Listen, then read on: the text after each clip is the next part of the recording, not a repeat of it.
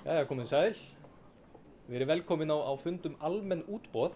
Ég heiti Björn Berg, ég er deildarstjóri hérna í VFIB og við höfum haldið námskeið og fundi og ráðstefnur núna undanfarin misseri og margt hefur snúið að hlutabréfaviðskiptum, skráningum fyrirtækja meira að segja. Þegar fyrirtæki fara á markað og í kauphöll þá höfum við viljað nýta það hversu aðgengileg þessi félög eru og hversu lítill markaðurinn er og hversu lítið landið er með því að bjóða á opna fundi með forstjórum og forsvarsmönnum þessara fyrirtækja og veita almenningi aðgengi að þessu fólki jafnvel strax fyrir útboð og höfum haldið fína og opna fundi öll útboð nema eitt frá hruni og ætlum við að halda fund núna 27. mars næstkomandi sem er á miðvikudaginn næstu viku skráningu sjóvár.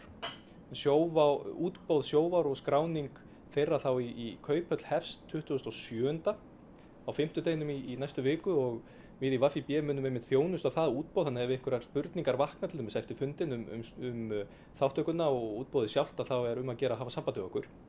En útboðið eru ákaflega áhugaverð vegna þess að þarna eru fyrirtæki sem að hingað til hafa verið svokölluð óskráð fyrirtæki eða óskráð bréf eru að opna sínar bækur meira en áður og opna í rauninni aðgengi almennings að hlutabréfunum þeirra með því að skrá sig í Kauphöll Íslands. Og þeir félagar Garðar Karl og Jónas Elvar sem eru hér með okkur í dag, þeir skrifuðu mjög áhugaverða og virkilega góða ritgerð við Háskólann í Reykjavík núna á dögunum almenn útboð og við báðum þá að koma hingað og deila þessu með okkar viðskiptavinum og gestum. Við erum einmitt einnig að taka upp þetta námskeið eins og við gerum með alla aðra okkar fundi og það sem er einstaklega áhugavert við þennan fund og þetta erindi þeirra félaga er að ég veit ekki til þess að þessar upplýsingar hafi verið dregnar saman áður. Þeir töluðu við forsvarsmenn allra fyrirtækjanna sem hafa skráð sig í kauphöll frá hruni. Þeir töluðu við tugi fagfjárfesta, það er að segja stóra fagfjárfesta, stofnana fjárfesta sem hafa verið að taka þátt í útboðunum og fenguð þeirra upplifun á útboðunum sjálfum. Hver reynsla þessara forstjóra og forsvarsmanna var að því að skrá sitt fyrirtæki í kauphöll og fara í gegnum þetta ferli og síðan hver reynsla fagfjárfesta var að kaupa í þessum félögum. Þannig að ég hvet ykkur til þess að fylgjast vel með og þeir verða hér með erindi sem að verður kannski 40 mínútur 3 korter og svo getum við endilega spurt þá spurninga og spjalla þeim saman eftir fundin. En fundurinn heitir almenn útboð, hvers vegna skrá félög sig á markað og hvernig hefur gengið og ég ætla að bjóða þá hjartanlega velkomna Garðar Karl Ólafsson og Jónas Elvar Halldórsson.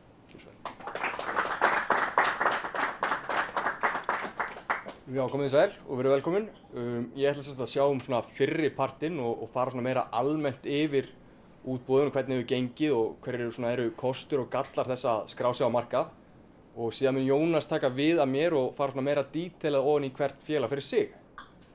En við skrifuðum ritgerð útboð eða nánar tiltekið skráningu sjó og almenna á aðallista Nasdaq OMX Iceland og svona meira út frá sjónarhóli stjórnenda. En þegar við völdum ritgerðarefni þá var aðalatriði að við vildum vera með eitthvað hagnýtingargildi í ritgerðinni og þá eitthvað sem við höfum áhuga á sjálfir og aðrir sæju virði í. Og upphaflega þá ætluðum við að skrifa verðmat á tryggingafélögum en síðan eftir að bolti fór svona á milli þá enduðum við að fjalla meira almenn útboð. Og ástæðan fyrir því að við töldum að almenn útboð væri svona merkilegt og eitthvað sem væri sniðugt að kynna sér var einmitt út af því að við viljum báðir starfa á verðbréfamörkuðum og til þess að eitthvað sé að gera þar þá þurfum náttúrulega félög að fara á markað þannig að við töldum að þetta væri svona skynsamur kostur til að byrja á að kynna sér. Og já, svo ég kannski bara vindi mig beint í þetta. Hvað eru almenn útboð? Eins og nafnið gefur til kynna þá er þetta útboð til almennings. Þetta er sala hlutabréfa til almennings í opnu útboði, hvort sem eru hlutafjáraukningu eða skráningu félags á markað. En það er reynda til aðrar tegundir útboð, svo sem fagfjárfesta útboð, en svona helsti munurinn er sá að menn hafa mun frjálsari hendur þar og fagfjárfesta útboð er eins og nafni gefur til kynna, opin fagfjárfestum einungis. En það er svona meiri fastari skorður með almennu útboði sem er ætlað til að vernda en almenna fjárfesti. En hvað er það sem gerist þá þegar þú skráir félag á markað? Hver er munurinn á skráðum og óskráðum félögum? Þetta er aðalega svona í þeim kröfum sem eru gerð til þeirra samkvæmt lögum, reglugerðum og frá kauphöllinni sjálfri. Og óskráð félög, það er svona almennari lög sem gilda þau eins og lög hlutafélög og ársreikninga og þau þurfa að skila ársreikningi árlega til ársreikningaskrár en skráð félög, þau þurfa að fylgja alþjóðlegum reikningsskilastöðlum, við erum með ársfjórðungsuppgjör, strangar reglur innherja upplýsingar og strangar reglur upplýsingagjöf. Þannig að það mun svona meiri kröfur gerða til þeirra. En það reyndar ekki öll sagan, þar sem að hér á Íslandi þar eru 2 markaðir sem að bjóðast fyrirtækjum til boða til að skrá sig á. Það er aðalmarkaðurinn og First North. Aðallistinn er sem sagt þar sem að félögin sem við öll þekkjum eru skráð, eins og Icelandair, TM og öll þessi útboð hafa verið á þann lista. First North er nokkur svona millistig millir óskráðra félaga og aðallistans hvað varðar kröfurnar sem eru gerðar til félagana. Þau þurfa til dæmis ekki að fylgja alþjóðlegum reikningsskilastöðlum og þurfa ekki að vera með ársfjórðungsuppgjör heldur hálfsársuppgjör. Þannig að það er svona aðeins minni kröfur gerðar þar. En það hefur ekki verið nein breyting á First North frá hruni og það er aðeins 4 félög skráð þar, Century Aluminum, Hampiðjan, Sláturfélag Suðurlands og HB Grandi sem að einmitt stefnir á að færa sig yfir á aðallistan á næstunni. En við munum aðalega að vera að fjalla aðalmarkaðinn hér. En hvað gerir þá þegar við ætlum að skrá félag á markað? Þetta er mjög flókið skráningaferli. Þetta er ekki eitthvað sem þú getur gert á einum degi. Það er fjölmargt sem þarf að fara yfir í þessu. En sem dæmi þá þarf félagið að uppfylla allar kröfur kauphallarinnar. Og það má í rauninni skipta þeim í tvennt. Það er annars vegar kröfur sem að kauphallin gerir fyrir skráningu, svo sem eins og lágmarksmarkaðsverðmæti bréfanna, en það er 80 milljónir króna eða þó aldrei lægra en 1 milljón evra, þannig að það er alltaf miðað við evrufjölda núna eftir fall krónunnar. Það er 3 ára rekstrarsaga, félagið þarf að geta verið með endurskoðað ársreikninga 3 ára aftur í tímann, lágmarksfjöldi þátttakandi í útboðinu sjálfu og fleira. Og síðan eru þessar kröfur sem að kaupillinn gerir áframhaldandi kröfur eftir skráningu og það er eins og upplýsingaskylda. Síðan þarf félagið að velja sér umsjónaraðila. Dæmi það er til dæmis eins og Íslandsbanki núna umsjónaraðili Sjóvá í útboðunum og þessir aðilar hafa ýmist verið Íslandsbanki, Arionbanki, Landsbankin og Straumur. En umsjónaraðilinn hann svona leiðir félagið í gegnum allt ferlið, hjálpar við gerð lýsingar og sér oft að markaðssetja bréfin, sölutryggja útboðið jafnvel og síðan með viðskiptavakt jafnvel eftir útboðið sjálft. Og það er svolítið áhugavert ef umsjónaraðilinn er að sölutryggja útboðið, þá geta verið svolítið hagsmunaárekstar. Þeir eru svona að leiða félagið áfram í byrjunum á ferlinu, en síðan þegar kemur að ákvarða útboðsgengi, þá er núna umsjónaraðilinn hinum með við samningaborðið, vegna þess að hann vill náttúrulega ekki að útboðsgengi sé of hátt, vegna þess að hann þarf að sölutryggja bréfin. En útgefandi sjálfur vill náttúrulega fá eins hátt verð og hann getur fyrir bréfin, þannig að það geta verið pínu hagsmunaárekstar þarna seinna meir. Svo er að gera lýsingar, en það er ein af frumskilyrðum þess að bréf geti verið skráð á markað og útboð hafist er að lýsing hafi verið gerð og fengist staðfest af fjármálaeftirlitinu. En lýsing er skjal þar sem að nánast allar upplýsingar sem viðkoma félaginu á einhvern hátt eða útboðinu sjálfu þurfa að koma fram að forminu til. Og það er mjög mikilvægt, það er aðeins þar að forminu til og staðfestar af fjármálaeftirlitinu, en það er ekki búið að staðfesta áreiðanleika upplýsingarna. En þar kemur koma áreiðanleika kannanir inn. En það er félögum er ekki skyldað að fara í gegnum áreiðanleika kannanir fyrir útboð, en það er svona talið æskilegt og almennt mælt með því. Það sem er mjög mikilvægt að hafa traust fjárfesta í þessu öllu saman og til þess að fá næga þátttöku. Og þá hafa menn verið að fara í gegnum lögfræðilegar og fjárhagslegar áreiðanleikakannanir. Fjárhagslegu almennt svona framkvæmdar af KPMG, Deloitte og PricewaterhouseCoopers og lögfræðilegu af félögum eins og Landslögum og BBA Legal. En já, þá af hverju fara félög á markað? Við fyrir kannski bara í kostina og gallana. Fyrst og augljósasti kosturinn er kannski bætt fjárhagsstaða. En ef að félagið er í hlutafjáraukningu þá eru þeir að fá bara beina innspýtingu fjármagns inn í félagið, þannig að gefur augljósa að fjárhagsstaðan er að bætast. En jafnvel þótt þú sért að selja hluti fyrri eiganda, þá er fjárhagsstaðan að bætast óbeint. Það sem að núna ertu búinn að ganga í gegnum allt sem þarf til að skrá félag á markað og er mun auðveldara fyrir þig ef þess þarf að fara í annað útboð, eða svokallað secondary offering og fjármagnaði þannig. Líka þegar þú ert búinn að skrá þig á markað þá er gagnsæi mun meira, allar upplýsingar komnar upp á yfirborðið og mun auðveldara fyrir aðila að meta greiðslugetu félagsins, þannig að mótaaðila áhættur oft talin minni og lánsfjárkostnaður jafnvel lægri þá í kjölfarið. Það bara gæðastimpill sem fylgir að vera skráður á markað. Aukið virði hluthafa er svo annar kostur, en núna eru hluthafarnir komnir með bréf í hendurna sem er verðmyndun á og seljanleikin er talsvert meiri. Þeir geta svona vita sirka bát hvað þeir geta fengið fyrir bréfin og mun auðveldara að selja þau. En það er almennt sett svona seljanleika álag á óskráð fyrirtæki sem fer þá inn í ávöxtunarkröfuna og þau eru þá almennt verðminni og hækka þá í verði við skráningu. En það þýðir það þó ekki að félagið muni hækka í útboðinu sjálfu, það þýðir einfaldlega það að sama félagið skráð er almennt verðmætara heldur en sama félagið óskráð, en í útboðinu sjálfu er náttúrulega gerð tilraun til þess að taka þetta inn í myndina að minnsta kosti. Svo eru það samrunur og yfirtökur.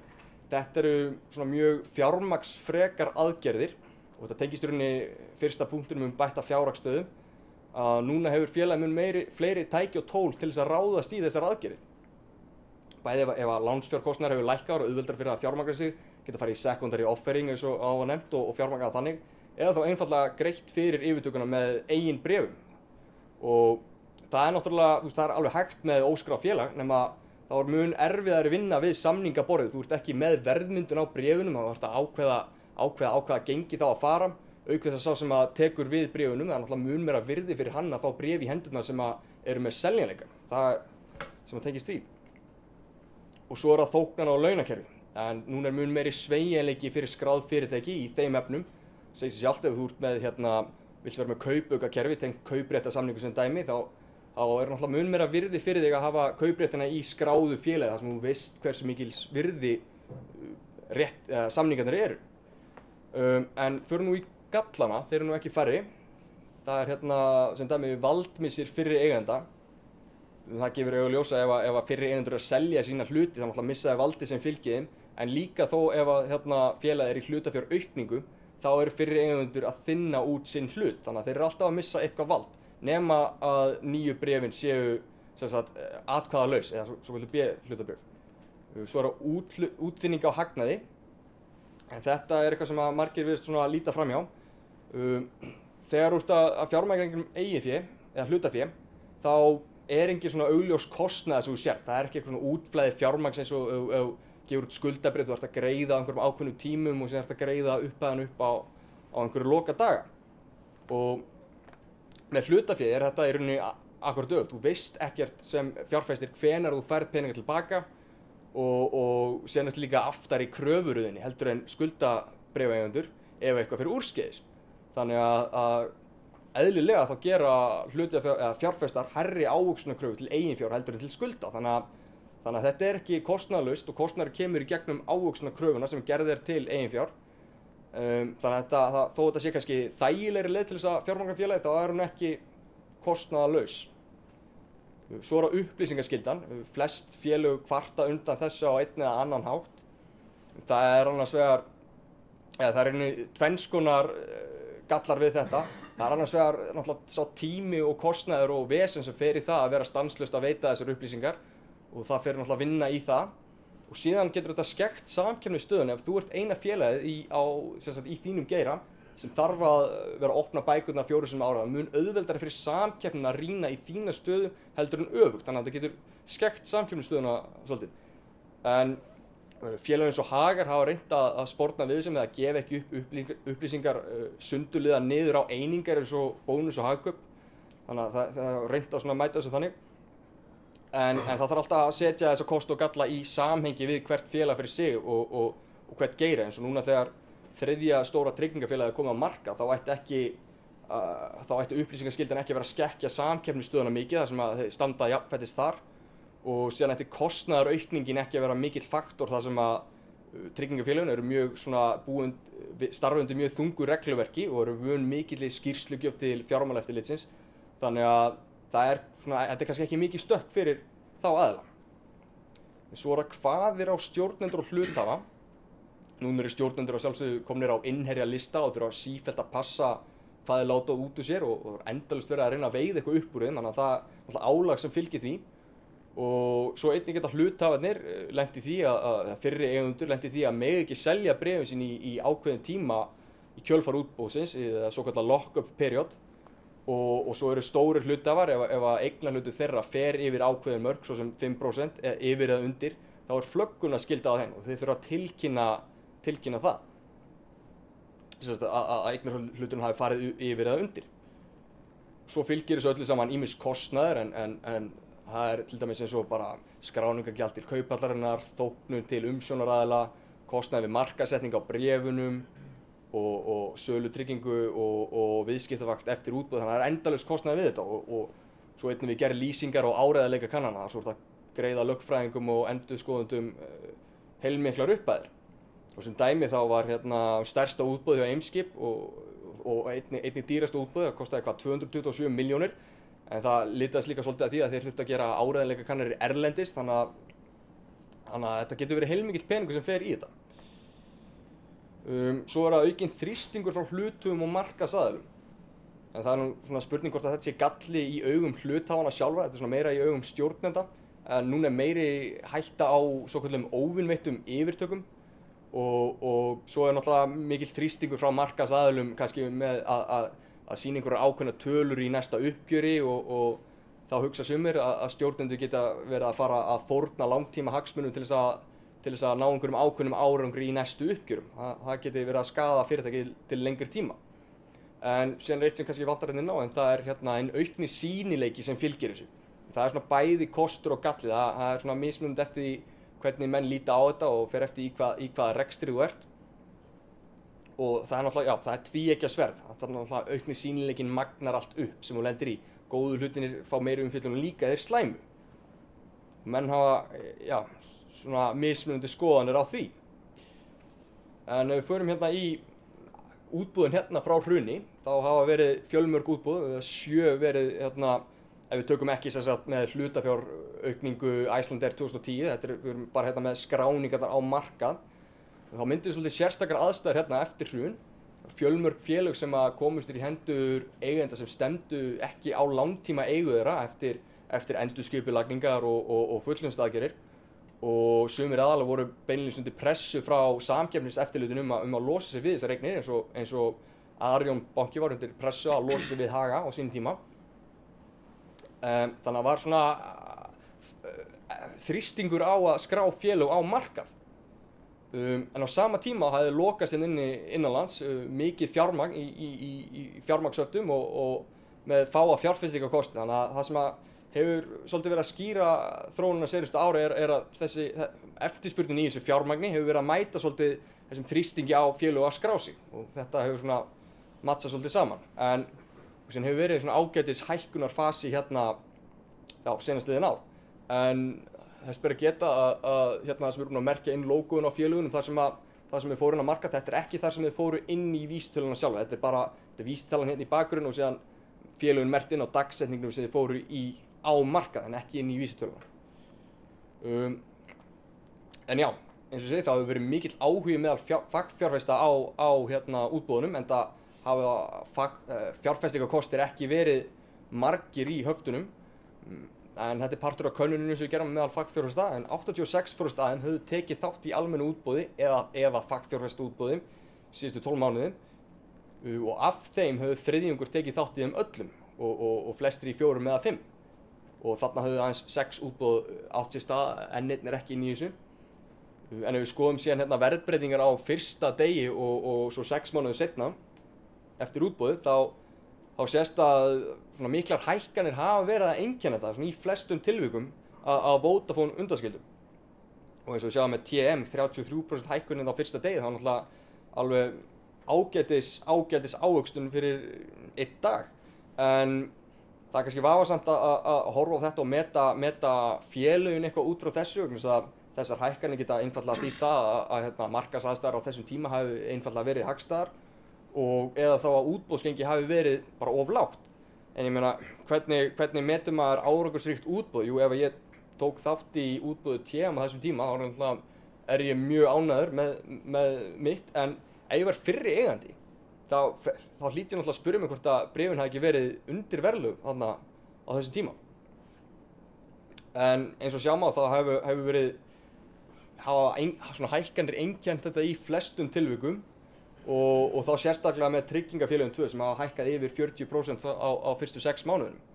En N1 er náttúrulega ekki inn í þessum 6 mánuða tölum þar sem er ekki liðið það langur tími.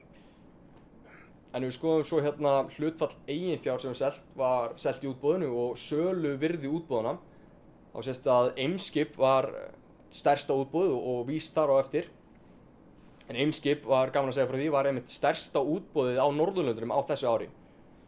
Og hérna, ef við kíkjum síðan á hérna veltuna á fyrsta viðskiptadegi, þá var hún talsvert meiri hjá tryggingafélögum. Þau voru mjög áberandi þarna. Og við skoðum hérna að sjáum TM sem var með næst mestu veltuna á fyrsta viðskiptadegi. En lítum síðan á stærð útboðsins. Það var samt sem áður minnsta útboðið á þeim tíma. Og Eimskip þarna með stærsta útboðið en þarna næst minnst að veltu á fyrsta viðskiptadegi. En síðan ef við skoðum þetta á meðaltali á fyrstu 6 mánuði frá skráningum, þá er þetta komið svona meira í hlutfalli við stærð félagana.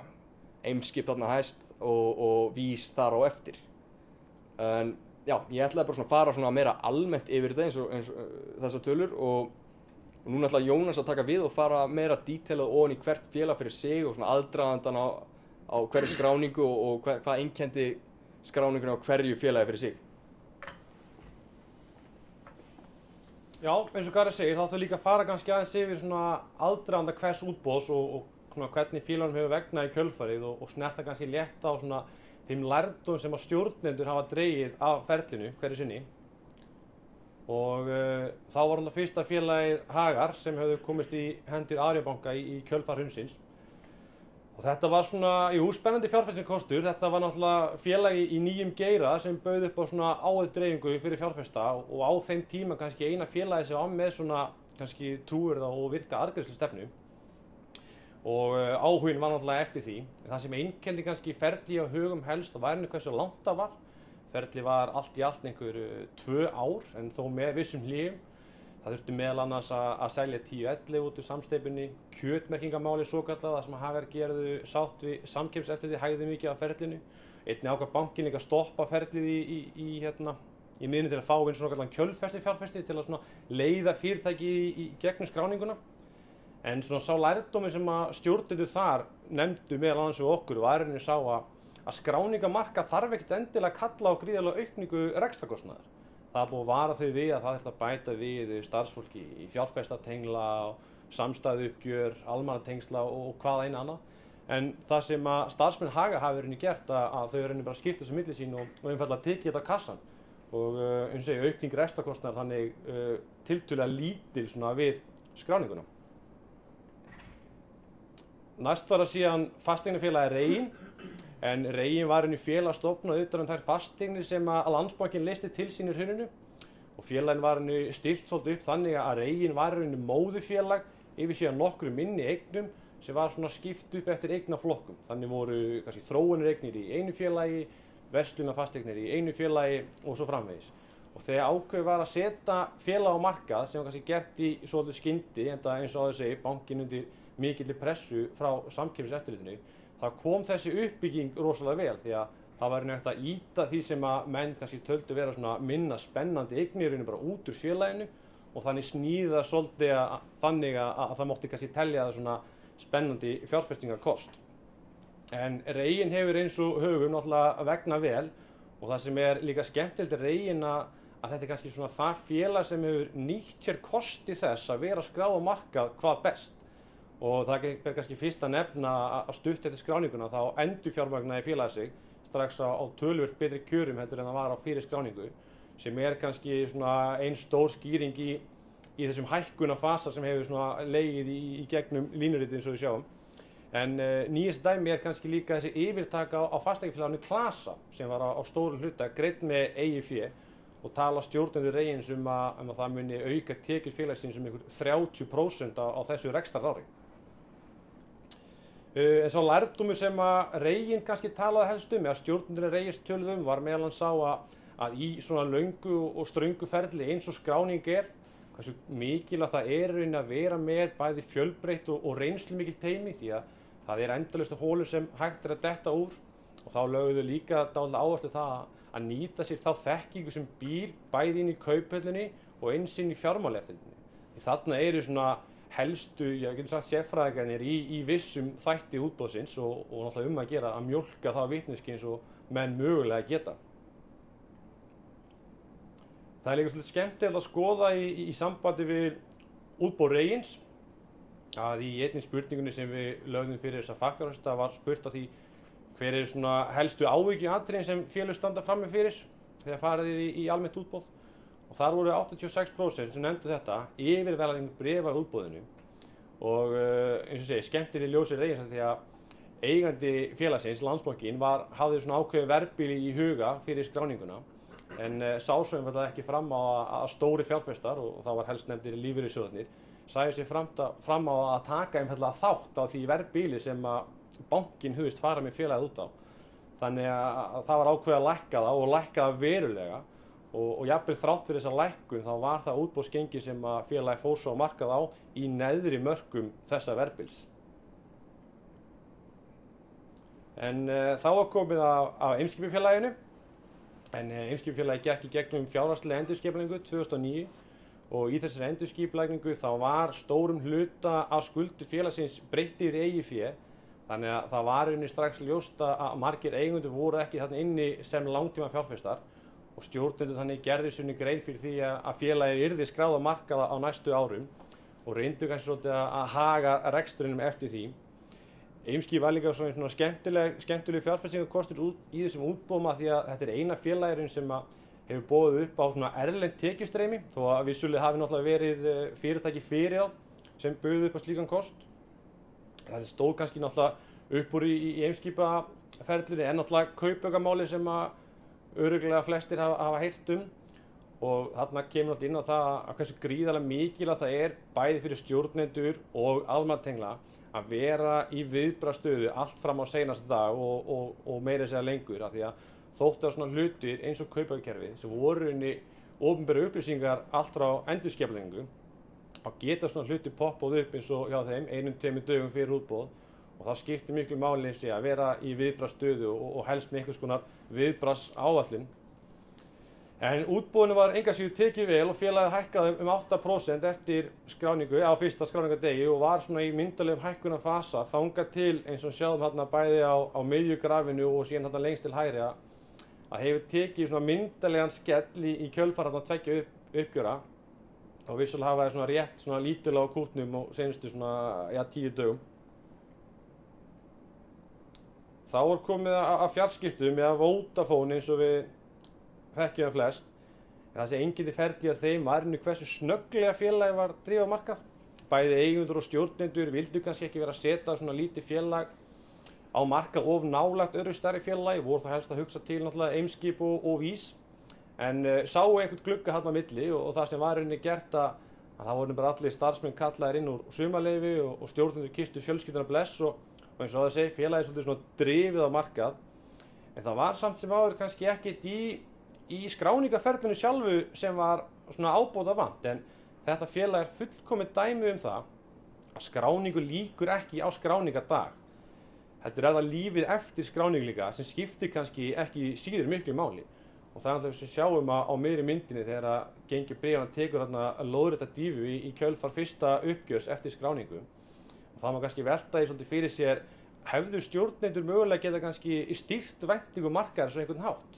Aukið einhvers konar upplýsingaflæði, mögulega komið út með aðkomu viðvörðun fyrir uppgjör og það hefði kannski farið betur fór en það er svo sem alltaf auðvelt að standa hérna og vera vitur eftir á.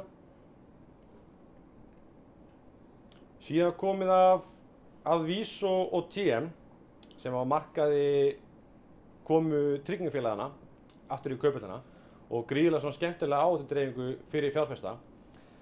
En það verður alltaf svona óneitanlega þegar lík félög eins og Vís og TM eru komið á markað að það verður alltaf þessi ákveðni samanburður á milli félagana og það má síðan kannski velta þessi fyrir sig hvort það hafi verið Vís til happs að fara fyrst á markað, vera þá þessi aðili sem að bauð upp þessi áhættudreifingu sem ég nefndi kannski svona fyrst eða þá hvort það hafi kannski verið TM frekar til happs að koma út seinna leyfa VÍS þá að taka svona þessa óvissu það hvernig markaður myndi taka tryggingafélagi svolítið svona á sig og einnig þá að hafa tækifæri til að svona kannski hafa svona einhver benchmark fyrir sitt útboðsgengi og svona eftir á hyggja þá hefur það allavega reynst TM ágætis ákvörðun að hafa farið inn númer 2 því að þetta svona first mover advantage sem að menn tala það átti kannski ekki við í tilfelli VÍS af því að það var einfaldlega bara það stutt á milli útboðana. En þeir vegnaði svo sem báðu náttúrulega mjög vel eins og vitað sáðum hann náðan TM upp einhver 33% á fyrsta degi og bæði félög yfir 40% fyrstu 6 mánuði ársins. En þetta sýnir okkur líka það að það mun minna stökk fyrir eftirlitsskylda aðila að fara á markað. Félög sem eru vön svona þungur regluverki eins og Garri talaði á hann. En seinast útboðið var náttúrulega olíufélagið N1 og þetta sýndi okkur að það allan var á þeim tíma ennþá svona eftirspurn og áhugi eftir nýskráningum á markað og áhugin í þessu útboði var tiltölulega mikill. Það var nú svo sem ekkert sem að stóð kannski uppur í útboðsferlinu sjálfu en það má kannski velta fyrir sér þessari nýlegu ákvörðun stjórnenda að greiða hluthöfum arð sem nemur rúmlega 10% af upprunalegu fjárfestingu þeirra sem tóku þátt í útboðinu. Núna þurfa þessir einstaklingar sem fá þessa arðgreiðslu að fara að standa í því allavega flestir að greiða af þessu 20% fjármagnstekjuskatt og stjórnin hefði mögulega eins og til dæmis Hagar gerðu greitt niður skuldir, kaupa eigin bréf eða hvaðina en við svo sem leggjum ekkert mat á hvort það var rétt eða ránt en þetta allavega svona góð punktur fyrir fjárfesta að velta upp fyrir sér. Og ef við drögum saman kannski svona þennan lærdóm stjórnenda þá eins og segja hann, það alveg greinilegt að það mun minna stökk fyrir eftirlitsskylda aðila að færa sig upp á aðalistan og standa undir þeim kröfum sem að bæði Kauphöllin og fjármálaeftirlitið gera til þeirra varðandi upplýsingagjöfina. Of lítil áhersla á líf eftir skráningu. Þetta hefur kannski átt við í rauninni öll félögin þó blessunarlega hafa ekki nema kannski eitt félag brennt sig á þessu en það náttúrulega meðan á skráningaferlinu stendur þá þetta umsjónaraðilinn, Kauphöllin, fjármálaeftirlitið sem að svolítið halda í hendina þeir. En á skráningadag og þar eftir þá standa stjórnendur kannski svolítið einir og ég sérstaklega ljósi þess að nánast enginn af þeim hafði í rauninni reynslu af því að stýra skráði félagi fyrir skráningu síðastliðna skráningarna. Og það það, fjölbreytt og reynslumikil teymi og góð samvinna við Kauphöllin FMI. Það eins og á þeir segir, það endalaust að hraða hindrum á veginum og þess vegna gríðarlega mikilvægt að sanka að sér svona víðtækri og góðri þekkingu og eins og á þeir segir, mjólka þessa vitneskju sem inn í Kauphöllinu og FMI því að þar eru náttúrulega kannski helstu sérfræðingarnir á vissum sviðum skráningaferlisins.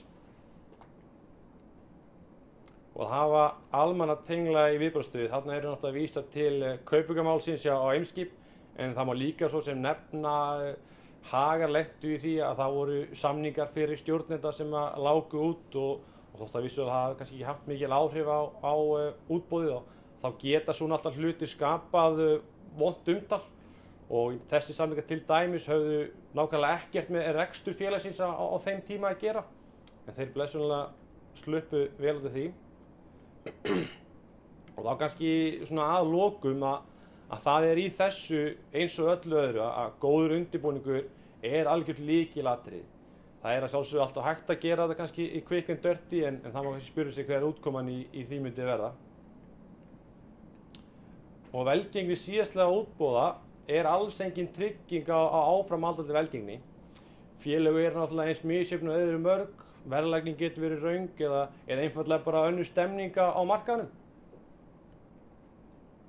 En það nokkuð ljóst að það eru spennandi útboð framundan, bara núna eins og áður segir í lok mánaðarins eigum við vona á sjóamarkaðinn og ég held að fyrsti dagur viðskipta þar sé 11. apríl, síðan náttúrulega HB Grandi að færa sig upp á aðalistan. Önnur félög sem nefnt hafa verið eru Promens, Advania, Reitir og fleiri. Þannig það bara að gera að vera á tánum og fylgjast vel með. En það var rauninni ekki meira frá okkur í bili, þannig að ef eitthvað brennur á okkur, þá endilega skjótið, annars stökkum við bara fyrir. Já, ef ekki að þakka þetta var fyrir erindið. Takk fyrir þetta. Við skulum endilega nýta tækifærið á meðan þeir eru hérna og það var fjölmikið annað í ritgerðinni og mér langaði kannski bara að opna á spurningu vegna þess að þið nefndu þetta með tíman sem fer í skráningaferli sjálft, alla þessu upplýsingaskyldu, það fjölgun kannski á starfsmönnum, lífið eftir skráningu.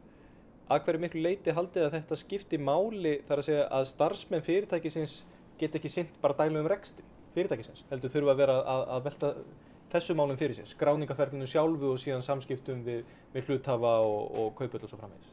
Já, það fylgir þessu náttúrulega ýmis kostnaður eins og ég nefndi áðan en þetta er svona þessi óbeini kostnaður sem fylgir þessu líka. En ef athygli starfsmanna er á útboðinu kannski 6 mánuði fyrir skráningunni ekki að þjónusta viðskiptavinni og bara innblína á reksturinn, þá hlýtur það náttúrulega að koma niður einhvers staðar. Og ég meina þetta geta verið svolítið þegar skráningin er í rauninni fyrri eigendur að reyna að koma sér út úr rekstrinum og þá er kannski reksturinn sjálfur ekki svona þeim efst í huga en það náttúrulega bitnar á þeim sjálfum ef þeir eru að fórna rekstrinum of mikið ef það náttúrulega bara lækkar virði rekstrarins í kjölfarið. Þannig að þetta er svona erfitt balans sem að þarf að hafa í huga sko. Drífa skráninguna af eða þá geta ekki innblínt á það að þjónusta viðskiptavinni. Akkurat. Það er, já. Eru fleiri spurningar úr sal fyrir strákana? Já. Spurningina með almannatengsla.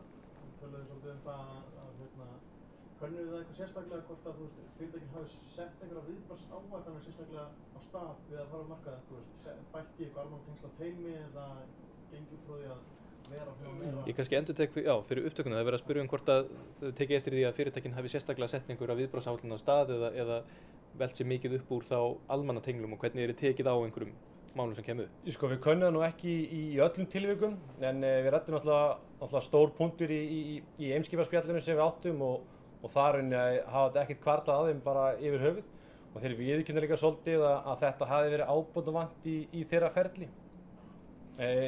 Hagar tölur sér líka það að þeir hefðu ekki þurft og eins og ekki rauninni hugsað út í það að þurfa að bæta þessu starfsfólki við sig. En þetta var svolítið eitthvað sem sat á hakanum svona virtist vera í allavega flestum tilvikum. Félögum bæta náttúrulega alltaf við sig fjárfesta tengil sem að sér svona einhverju leyti þessi mál. Spurning hér, já. Já, ég er að tala með Vodafone og Vodafone lekamálið. Var ekki dýfa á hlutabréfum með þeim? Já, spurt hvort að hlutabréfaverð Vodafone hafi ekki lækkað tölsvert við innbrotið og lekan á gögnum þar sem að var sannarlega. Já, sjáum það hér. Sér að seinni lóðrétta dívan hafa er jú vissulega í kringum lekamálið. Þetta voru ég man ekki hvað þetta var í prósentu nákvæmlega. Þetta var tiltölulega lítið, það kom líka í ljós eftir á kom einhverja tölur það þetta hafi verið cirka 1% sem að hafi sagt upp. Það sem hins vegar eftir að koma í ljós og margir spenntir að vita náttúrulega margir af þessum stærri samningum eru til lengri tíma, þannig að hversu margir þeirra verði endurnýjaðir. En jú, við sjáum það beint á línuritinu þetta. Ég meina spurningu varðandi markaðinn vegna þess að við höfum í rauninni farið í gegnum það er þetta að skipta sögu íslenska hlutabréfamarkaðarins í þrennt. Það er að segja að það er uppbygging markaðarins þar sem við erum með mjög mörg tiltölulega lítil fyrirtæki bland við stærri fyrirtæki. Síðan er það meiri háttar þenslan á markaðnum þegar að fyrirtækjum fækkar mjög ört og markaðurinn þróast í þá átt að það er verið að afskrá til dæmis sjávarútvegsfyrirtæki og önnur og þarna koma eignarhaldsfélög og fjárfestingafélög og bankar. Síðan núna eftir hrunið er markaðurinn að þróast þannig að þetta er tiltölulega breiður stofn sem er svona byggjast undir markaðinn en allur þessi vöxtur er á aðalmarkaðnum, er á aðallistanum. Eru allir að bíða eftir þessum fyrsta sem skráir sig á First North markaðinn? Nú er kauphallir mikið verið að hvetja fyrirtæki til að skrá sig þar. Kom það ekkert til greina hjá þessum fyrirtækjum að skrá sig annar staðar enn á aðalmarkaðnum? Sko, já, við fórum þetta ekki mjög djúpt í það að valið á markaði að ég muni eftir því sko, en aðalmarkaðin það vilja nú flesti vera þar, þannig er mun þekktari, þar er mest öll veltan og þannig að ég held að allir það sé ekki svona stór faktor í þessu. Ja. En maður vonar nú reynda sjálfur að fari fleiri félög að skrá sig á, þá sérstaklega First North og aðalistan sko, en maður heldur í þá von. Akkurat. Eru fleiri spurningar? varðandi þessar skráningar. Já, hvernig hér? Þessi félög sem er að ganga svona rosalega vel á fyrsta degi í útboðunum, veltur það bara fyrst og fremst á verðlagningu bréfanna eða er eitthvað meira sem þið telja koma að inn? Það er spurt hvað skýrir þessa miklu hækkun sem oft hefur verið á fyrsta degi viðskipta með skráð bréf? Það er náttúrulega erfitt að segja. Það geta verið markaðsaðstæður séu einfallega þann daginn og stemmingin á markanum þannig. Eða þá einmitt að útboðsgeykið hafi verið of lágt. Það er mjög erfitt að segja til svona grunnforsenda sko. Já. Alveg hygglust en það náttúrulega eru töluvert margar aðra breytur eins og Garri nefnir náttúrulega bara aðstæður á markanum. Stemningin sem var til dæmis í kringum tryggingafélögin. Og það er spurning hvort að N1 hafi kannski svolítið fengið að lifa á því.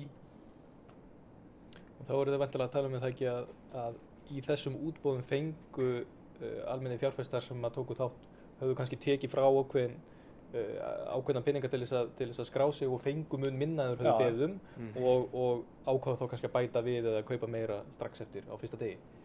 Það geti hugsanlega verið. Já, það er einskýringin, vissulega.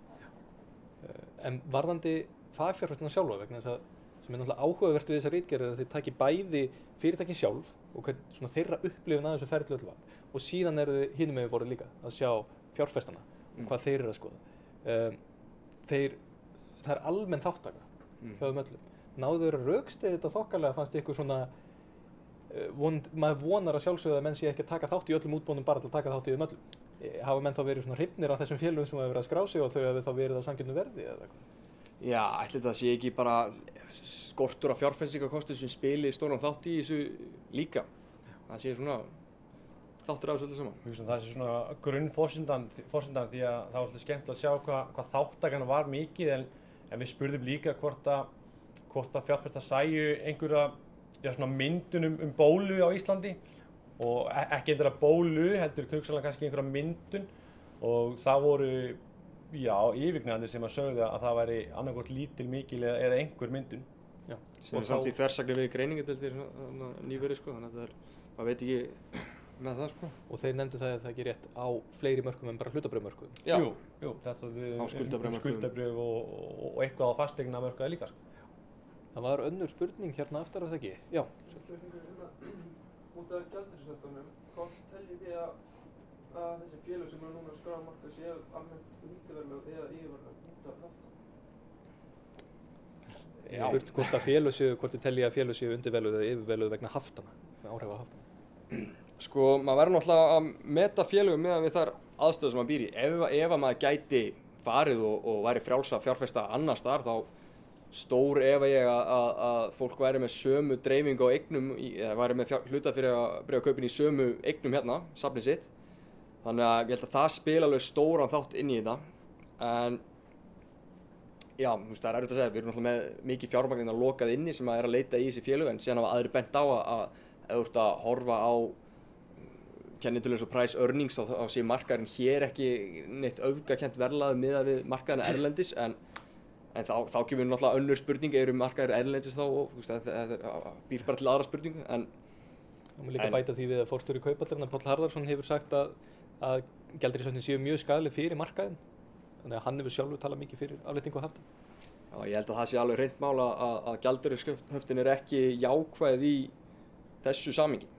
En það var alltaf líka reyndar bæta við því að núna náttúrulega umræðan er að allt sem farið hérna marka farirunni hreinlega upp og markarinn sé ekki tilbúin að refsa neinum en það er náttúrulega augljóslega í tilviki bæði Vodafone og Eimskip að sést að markarinn er greinilega tilbúin að refsa aðilum ef að fyrirtæki er ekki að standa sig.